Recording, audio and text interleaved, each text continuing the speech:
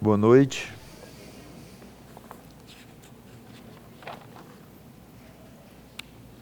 Vamos a Atos capítulo 18.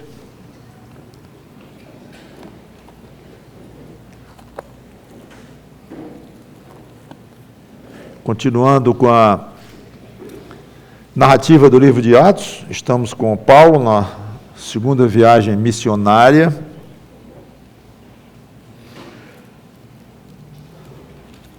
Já estivemos com ele em várias cidades, a última foi Atenas, com o seu discurso famoso ali, a reação dos ouvintes.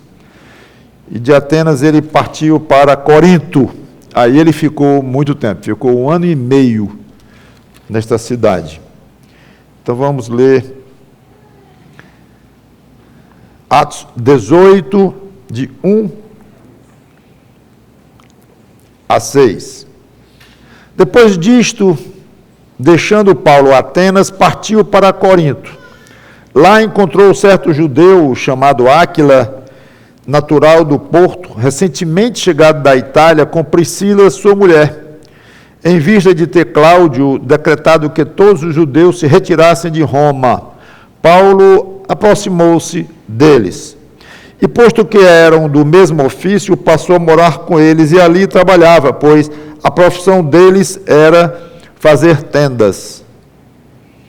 E todos os sábados discorria na sinagoga, persuadindo tanto judeus como gregos. Quando Silas e Timóteo desceram da Macedônia, Paulo se entregou totalmente à palavra, testemunhando aos judeus que o Cristo é Jesus.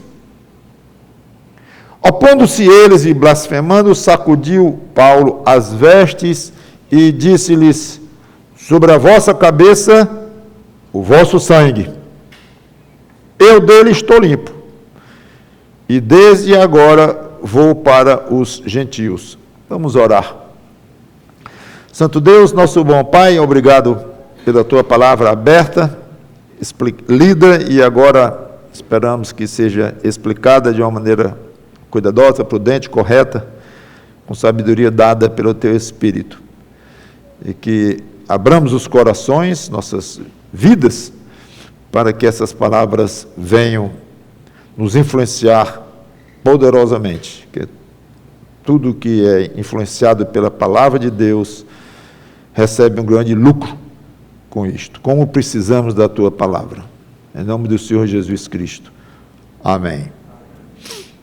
Desta vez, Lucas, o autor de Atos, não explicou por que Paulo deixou Atenas. Geralmente por causa de reação forte, tinha que sair escondido às vezes, mas aqui não sabemos. Chegou em Corinto, e ele conhece então um casal de judeus chegados de Roma, foram expulsos pelo imperador Cláudio como judeus, como vocês viram aqui a explicação. É curioso que aqui não diz se esse casal era crente, até que nós não sabemos, mas nós temos certeza, lá pelo versículo 26, que sim, eles eram crentes, porque eles instruíram, inclusive, um pregador chamado Apolo, muito poderoso, como está lá à frente do texto.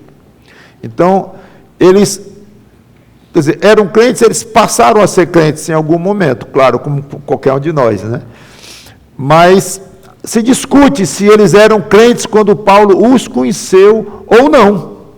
Não se tem certeza se eles foram fruto do ministério do próprio Paulo ali, ou se já eram crentes. Porque eles passaram a ficar juntos, de acordo com o texto, não por causa da fé. Pode até ter sido, mas não é o que está escrito. Mas por causa de quê? Da profissão deles. Como eu vou já, mais um pouco à frente eu vou explicar. Tornou-se muito ativo no trabalho de Deus, esse casal, ao ponto de, na mesma cidade de Corinto, mais à frente no tempo, eles tiveram uma igreja na própria casa. Um privilégio que qualquer crente pode ter um dia, se iniciar um trabalho E muitas igrejas foram iniciadas em casas.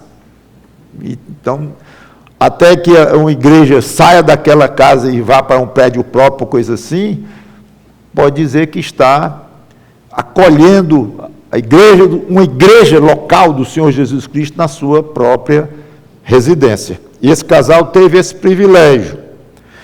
O fato é que eles, sendo crentes ou não, provavelmente sim, quando Paulo os conheceu, Paulo detectou logo o valor daquele casal, e aqui diz, não é?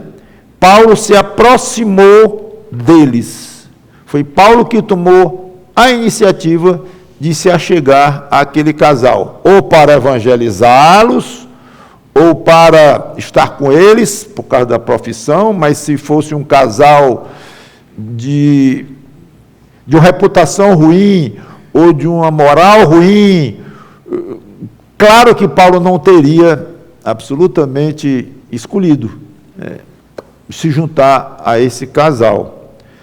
E aqui está um segredo para as companhias do crente.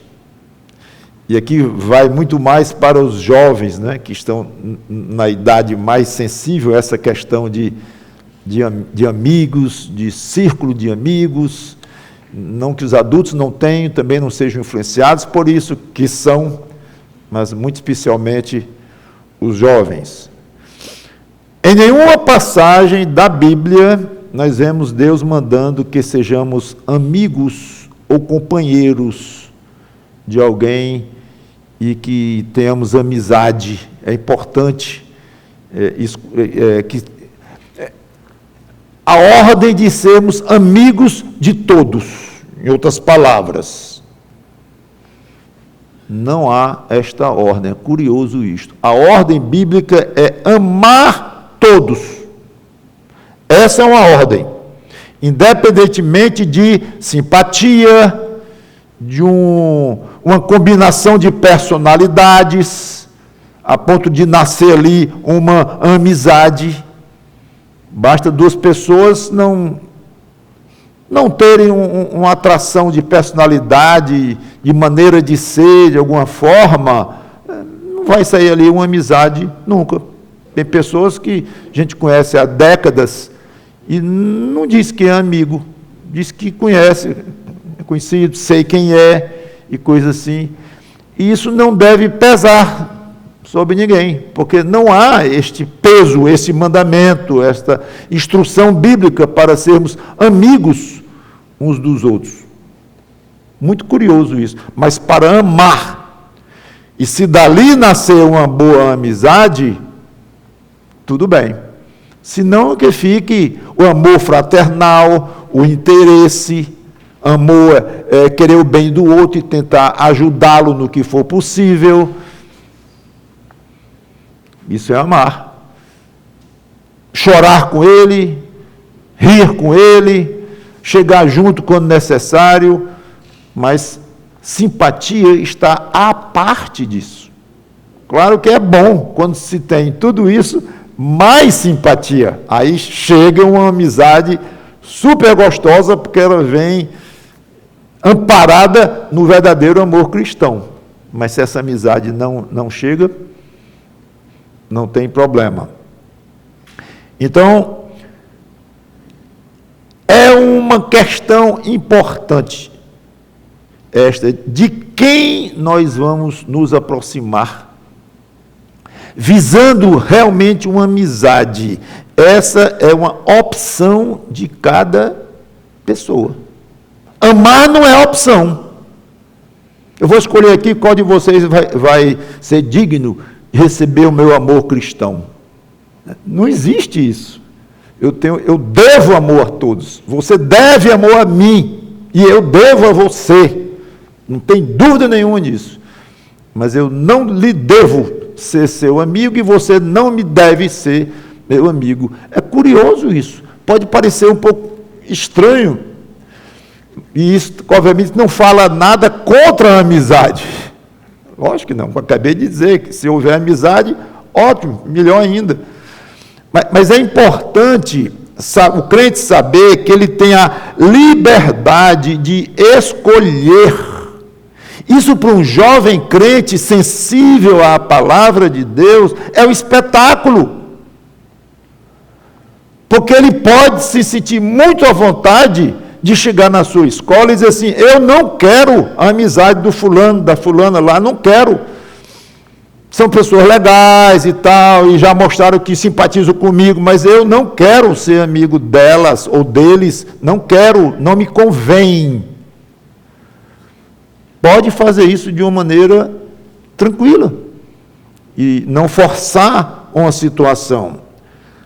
Lá em Provérbios 13, capítulo 20, e aqui muito mais do que simpatia, eu estou falando agora do problema de uma amizade com alguém que não vai nos fazer bem.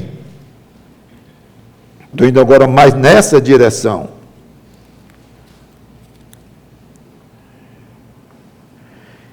Quem anda com os sábios será sábio, mas o companheiro dos insensatos se tornará mau. É tão comum nós vemos uma mãe angustiada, um pai angustiado, porque o filho ou a filha anda em más companhias. E às vezes eles não percebem que o próprio filho está se tornando ele mesmo uma má companhia.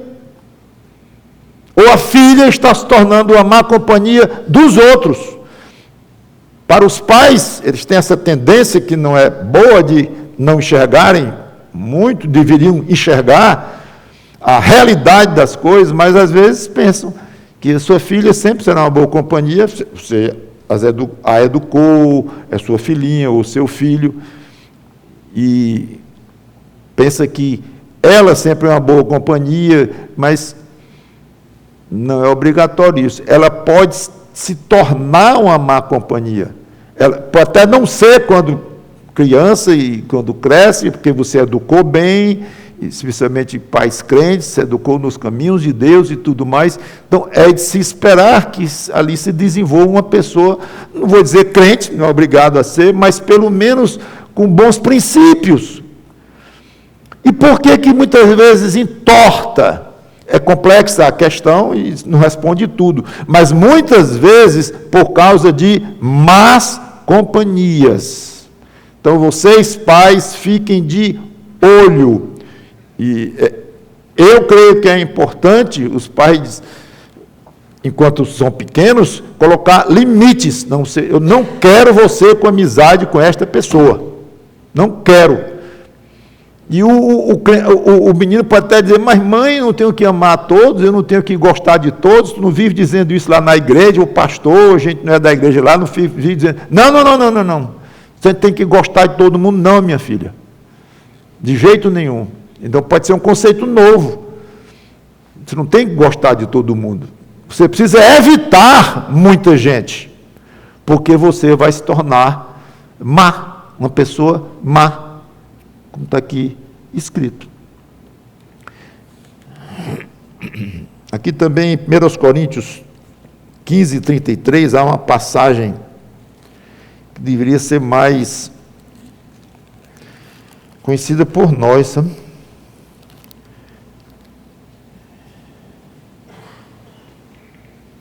Não vos enganeis. 1 Coríntios 15, 33. Não vos enganeis. As más conversações corrompem os bons costumes. Você educou seu filho em bons costumes, mas esses costumes foram corrompidos, eles foram estragados. Impressionante isso. Com o quê? Más conversações, más companhias. E isto, evidentemente, isso tem mais importância em pessoas que estão ainda em desenvolvimento, especialmente o adolescente, o pré-adolescente, o adolescente, a mocinha, o rapaz e tal. Mas adultos também estão sujeitos a influências.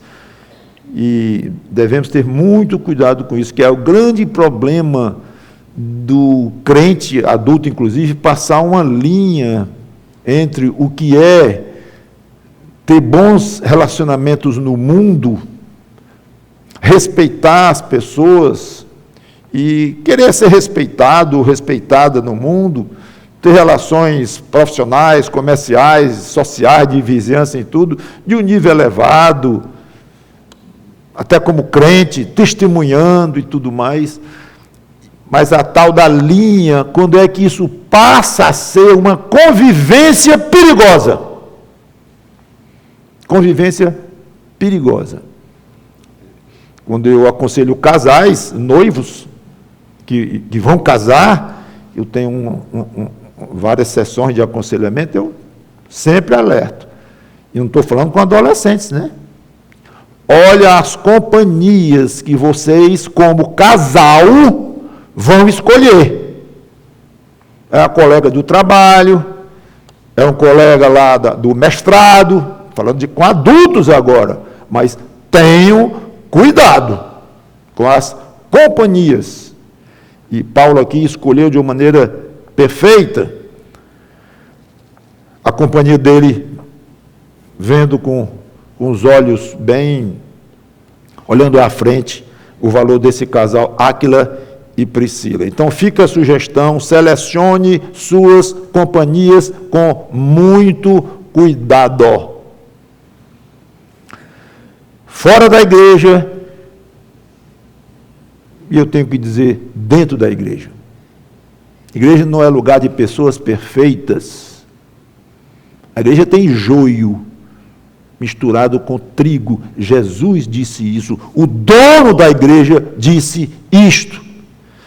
E é uma preocupação constante do pastor, dos pastores, dos líderes da igreja, essa questão.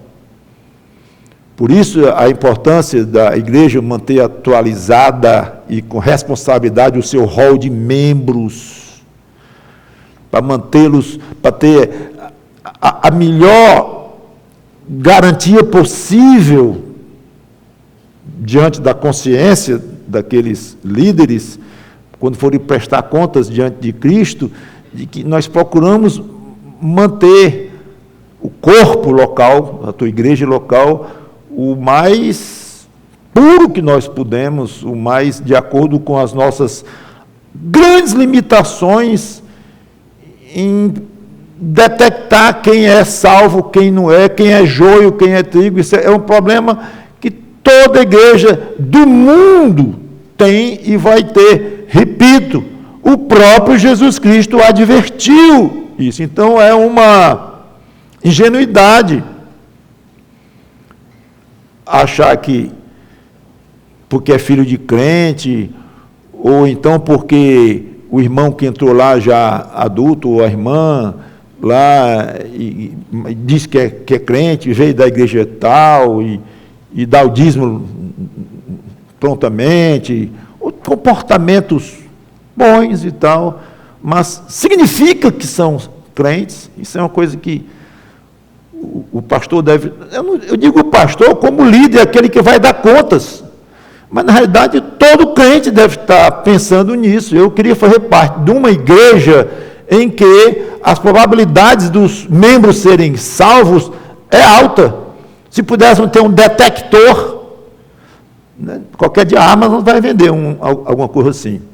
Nós não pretendemos investir nisto. Mas qualquer dia vai aparecer uma inteligência artificial que você pergunta cinco coisas lá para o robô e ele responde, é crente. Ou então pode ser uma voz feminina, ela é salva sim. Né? Não se admirem de isso chegar um dia. Ok? Colocarem um robô, uma inteligência artificial para decidir muitas coisas dentro de uma igreja. Pregação, já ouvi falar que está assim, pastor já pregando, e muito bem, e mensagens não bem feitas, mas mensagens parecidas com as mensagens do pregador tal, porque o robô vai lá, estuda a pregação daquele pregador lá, e faz uma pregação parecida com o jeito dele, e o pastor lá, muito estudioso, né? Muito responsável, para não dizer o contrário, chega lá com uma pregação belíssima, parecida com a de Spurgeon. Pois é. Então, vamos ter cuidado em zelar pela pureza da membresia da igreja. Isso faz parte deste assunto que eu estou colocando, porque não é agradável imaginar que nós estamos expondo o trigo da nossa igreja a joios cujas conversações corrompem o trigo. É um perigo. Devemos, então, por isso, ter muito cuidado. Eu gostaria sempre que fosse difícil, até certo ponto, não tão automático, alguém ser membro desta igreja, passar por escrutínio sério, cuidadoso, zeloso, sim, e da mesma forma com que entra, sai, se for considerado alguém que não está cooperando para o bem-estar espiritual dos outros, em que não está se sujeitando à autoridade do pastor, dos pastores, da igreja, em última análise, e trilhando o rumo que as Escrituras mandam. É por fechar os olhos a esse tipo de cuidado que muitas igrejas estão aí.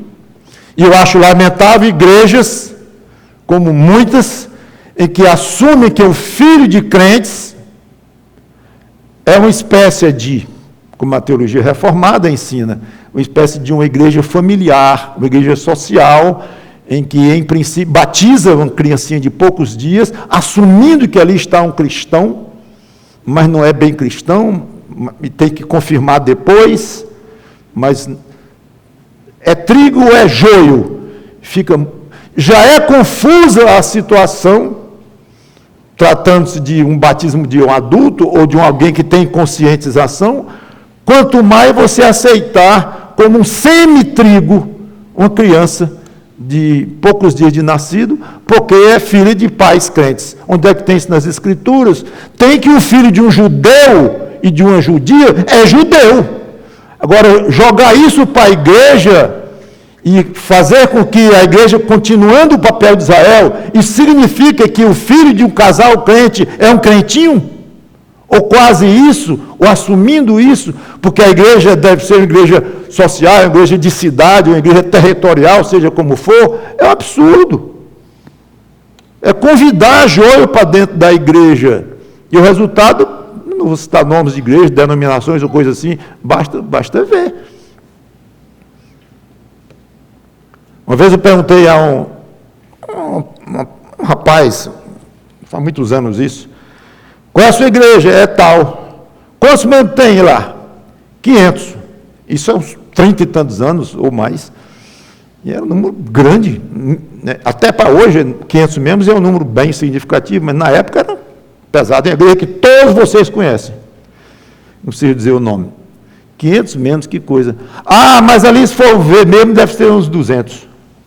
De cadê os 300? Ah, morreram, se desviaram, sei não.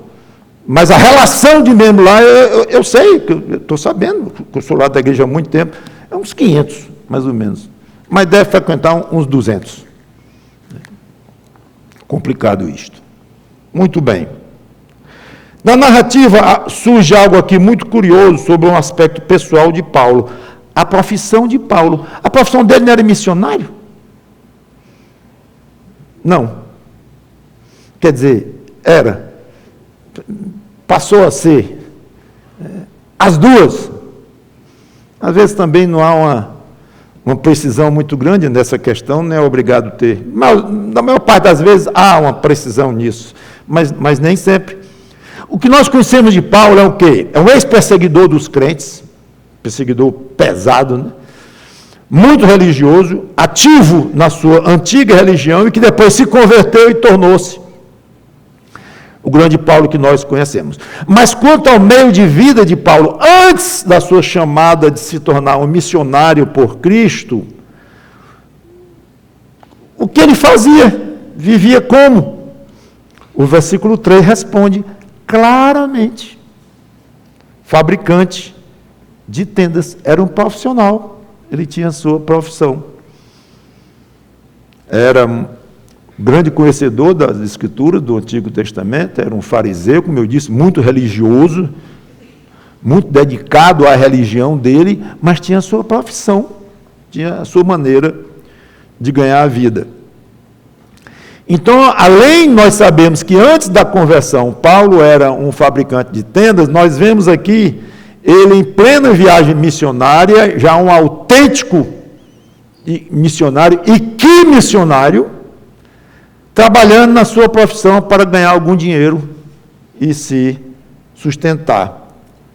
Algumas vezes ele se referiu a esse costume de trabalhar para se autossustentar, chegando a fazer uma afirmação que parece até muito forte, de que ele preferia morrer antes que alguém anulasse essa glória dele de trabalhar com as próprias mãos. 1 Coríntios 9, 12 a 15.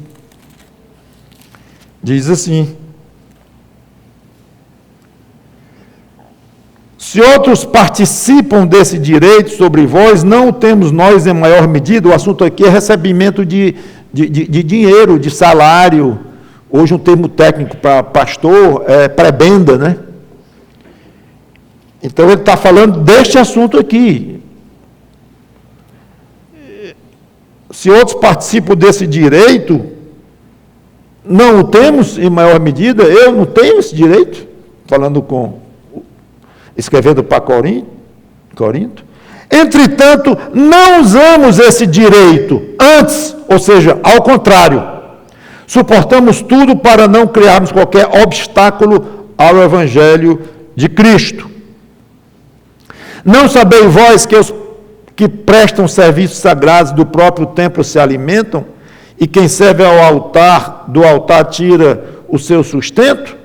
Assim ordenou também o Senhor aos que pregam o Evangelho e que vivam do Evangelho. É correto, é certo, é ordem do próprio Jesus Cristo, está tudo bem, tudo ok com o que prega o Evangelho, viver do Evangelho, um evangelista, ou um missionário, ou especialmente um pastor, que era o mais, na época, o mais normal, o mais comum, está tudo ok. Eu, porém, aí ele repete, não me tenho servido de nenhuma destas coisas. Já está repetindo aqui. E não escreva isto para que assim se faça comigo. Não estou escrevendo isso para que a partir de hoje vocês me convençam a receber salário de vocês como missionário. Não, não. Porque melhor me fora morrer antes que alguém me anule esta glória. Interessante, né? Muito forte. Como eu disse, então era uma questão de muito orgulho de Paulo. Ele se sentia muito honrado em poder trabalhar com as mãos, ao mesmo tempo em que pregava o Evangelho do Senhor Jesus Cristo. Por outro lado, ele recebeu, sim, ofertas de igrejas. Filipenses, capítulo 4, versículo 15 a 18, quando ele diz aqui, humildemente e honestamente, Filipenses 4, 15 a 18. E sabeis também vós, ó Filipenses, que no início do Evangelho, quando parti da Macedônia, nenhuma igreja se associou comigo no tocante a dar e receber, assunto, dinheiro. Senão unicamente vós outros. Ele não recebia de ninguém, de igreja nenhuma. Mas vocês mandaram. Porque até para Tessalônica mandastes não somente uma vez, mas duas, o bastante para as minhas necessidades. Não que eu procure o donativo, ele sempre coloca, ressalva, né? Não estou procurando. Mas o que realmente me interessa é o fruto que aumente o vosso crédito. Recebi tudo, e tenho abundância, estou suprido, desde que Epafrodito me passou às mãos o que me veio de vossa parte como aroma suave, como sacrifício aceitável e aprazível a Deus. Então ele considerou algo muito positivo, muito agradável. Ele aceitou de bom grado esta oferta que veio dos irmãos de Filipos. Ele não rejeitou, mas deixando claro que não era o dia a dia dele, não é com o que ele contava. E curioso é que ele não diz assim, não uma vez, mas 10. Quanto foi que ele contou? 2. Não uma vez, mas 2. Muito poucas vezes. Não estou diminuindo absolutamente a igreja de Filipos por isso, nem criticando, nem dizendo que não ligavam para Paulo. Não. É claro, o contexto está lá e tudo, e ele não mostra nenhuma queixa com os irmãos, muito pelo contrário. Então, graças a Deus, pelas 2 vezes que eles mandaram ofertas a Paulo. Claro. Mas eu estou chamando a atenção que foram apenas 2, no sentido não de mostrar como eles eram seguros nisso aí. Não é um assunto. Mas como Paulo via isso como uma coisa muito grande para ele. Para ele era uma exceção. Foram 2 vezes que eu recebi de vocês. Não foi 3, não. Curioso isto. Parece que era um ponto muito forte na vida de Paulo. Então, tudo indica que o propósito dele era se autossustentar para não dar margem a falatórios. Ele fala aqui e que poderia servir como empecilho à pregação dele ao Evangelho, embora ele não visse nenhum problema em ele próprio aceitar ofertas, e dizendo claramente que Cristo disse que digno é o obreiro do seu salário, ou quem prega o Evangelho que viva do Evangelho. Vou contar uma coisa aqui com temor e tremor, mas eu tenho um propósito para isso. Durante 8 anos da minha vida eu vivi como Paulo, nesse aspecto. Eu fui pastor e não recebi nenhum salário de igreja. De 87 a 1995, tinha minha própria empresa, eu e meu pai. E, embora deixasse claro diante de Deus que no dia que Ele determinasse, eu estaria pronto para isso. Nunca me recusei, nunca achei uma indignidade, nunca achei uma coisa errada, muito pelo contrário. Se eu achasse, eu não estava entendendo a Bíblia. Óbvio, né? E esse dia chegou, em agosto de 1995, então chegou o momento, eu não vou contar detalhes, é uma história interessante, mas de 95 para cá, sim, eu passei a receber salário, e me senti muito orgulhoso disto, muito honrado, muito feliz, satisfeito em ter recebido salário a partir deste tempo, mas já há 29 anos. E por que eu estou dizendo isso? Para me gabar, é claro. Não. Simplesmente para dizer que está valendo, nos dias de hoje, esse princípio.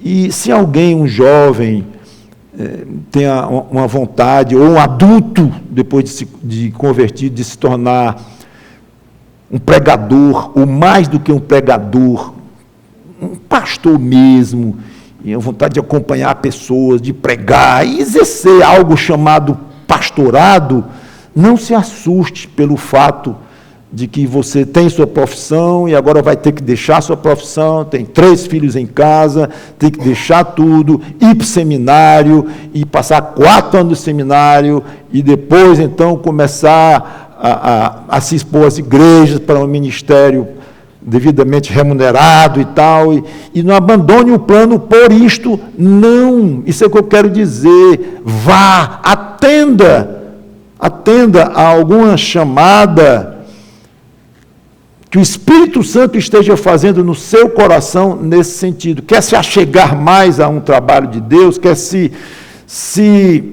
exercitar mais nisso, quer ensinar na escola dominical, ensine, mas está pouco. Você quer pregar mesmo no púlpito, diga para o pastor, você está com vontade de pregar no púlpito também. Breve você pode estar dividindo o púlpito com o pastor, e breve você pode estar sendo reconhecido como alguém que pode exercer um pastorado e trabalhando no seu trabalho. É evidente que não vai ser uma dedicação tal como um pastor de tempo exclusivo terá. É óbvio, as preocupações e tudo mais. Tudo no mundo tem vantagem e desvantagem. Mas eu não estou aqui defendendo um ponto de vista. O que eu estou dizendo é a Bíblia autoriza esse tipo de procedimento. Graças a Deus, quando um jovem ou mesmo um adulto resolve, acha que tem uma chamada e deixa mesmo a sua profissão e dá um jeito de ir para um seminário, estudar os 3, 4, 5 anos no seminário, amém, graças a Deus, vai ser muito mais bem preparado, muito mais bem ferramentado para isso, é claro, e esse é o padrão, graças a Deus por isto, mas não é obrigatório, não é obrigatório. Vá em frente e sirva a Deus da maneira como você entende que está sendo chamado. E há casos, eu conheço vários casos de pastores, sim, que exercem sua profissão, às vezes meio expediente, e muitos outros que ganharam a vida de outra forma, paralelamente enquanto eram pastores, igrejas, especialmente décadas atrás, que não tinham condição de manter um pastor, e o pastor tinha família e tudo, e eles faziam alguma atividade durante um tempo, às vezes não empregado em outra empresa, seria mais complicado, mas fazendo alguma atividade pessoal, como autônomo, e ganhava a sua renda, e era pastor mesmo. Então fica aí o desafio para jovens e rapazes e homens adultos para isto. Não estou falando em senhoras, que eu estou me dirigindo mais à questão de pastorado. Muito bem. Versículo 4. Voltando a Atos 18.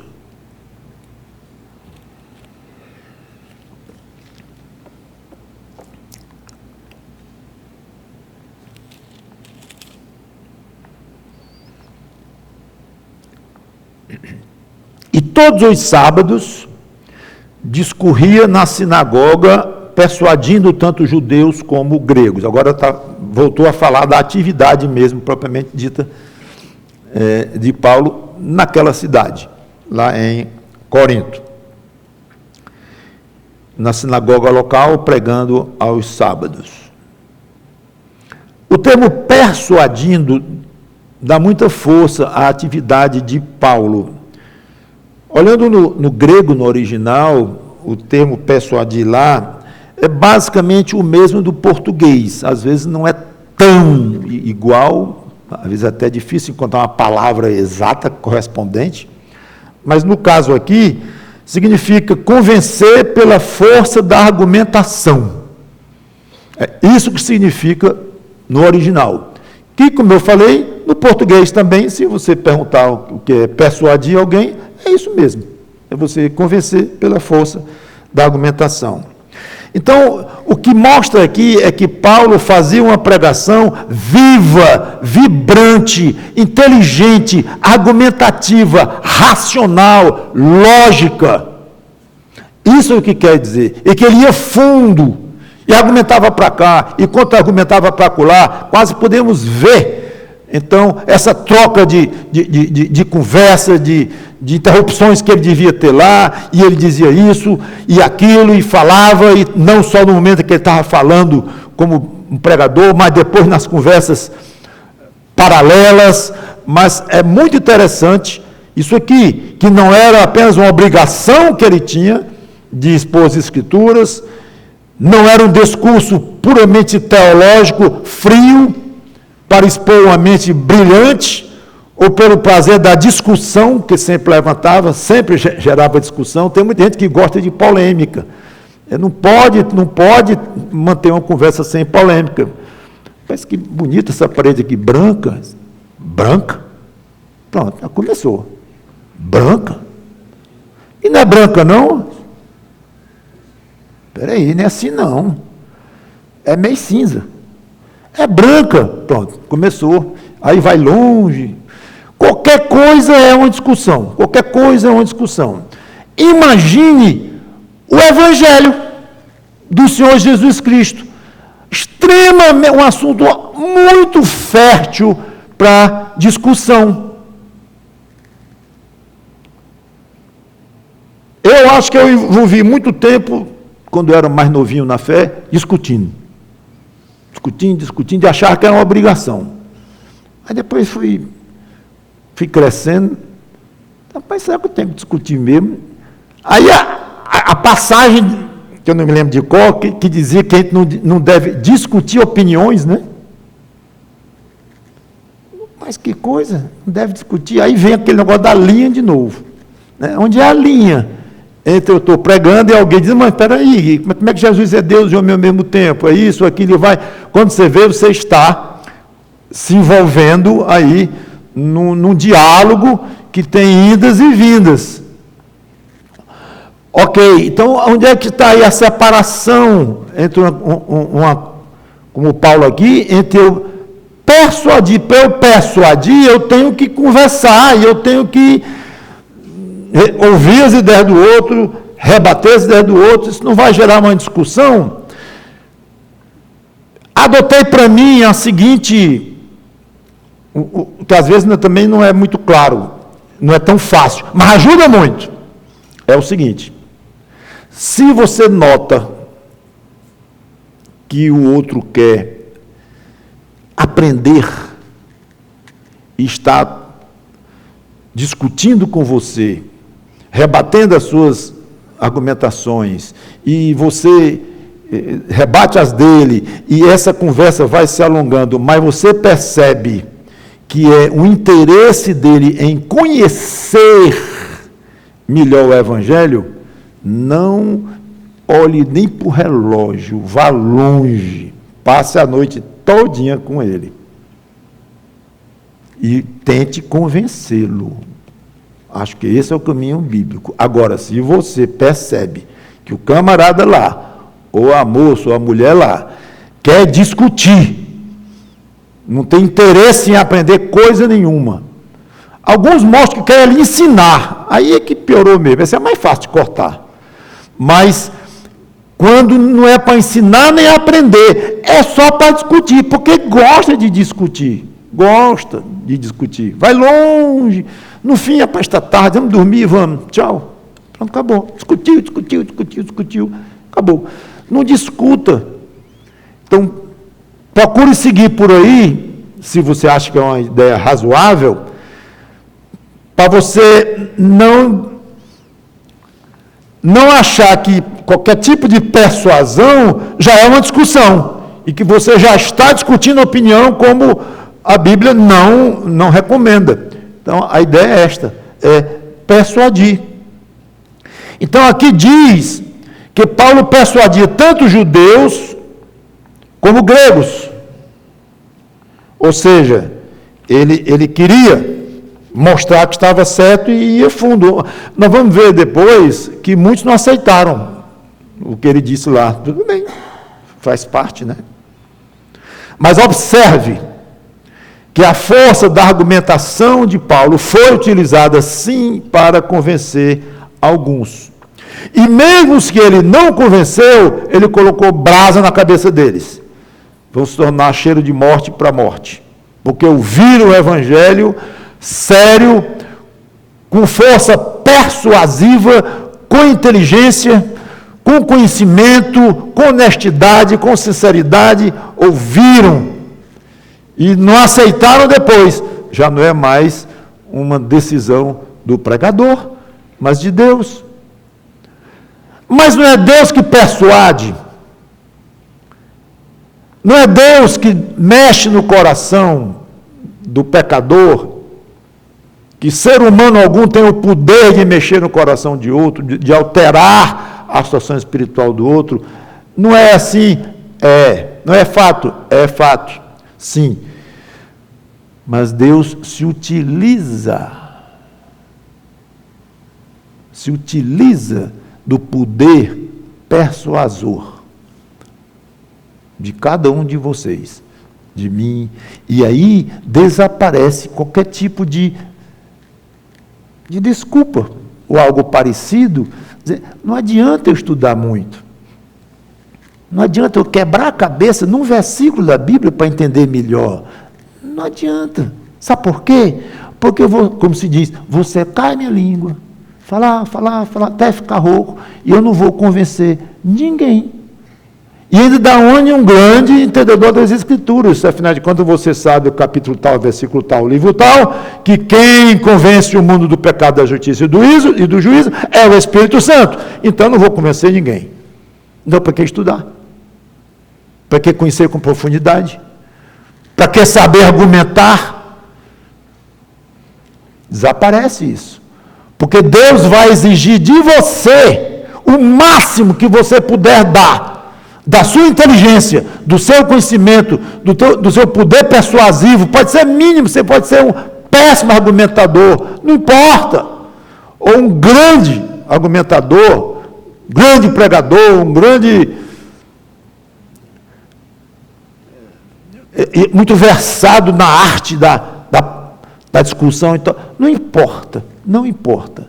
Deus quer de você o máximo que você possa dar. Se você conhece as Escrituras, menos do que você poderia, você pode estar em apuros diante do nosso Deus, do nosso Pai Celeste, que espera que você esteja no máximo. Esse máximo seu pode ser pequenino, comparado com o máximo de um pastor, de um acadêmico, de alguém que Deus designou para isso, de um profundo pensador cristão verdadeiro. Pode ser.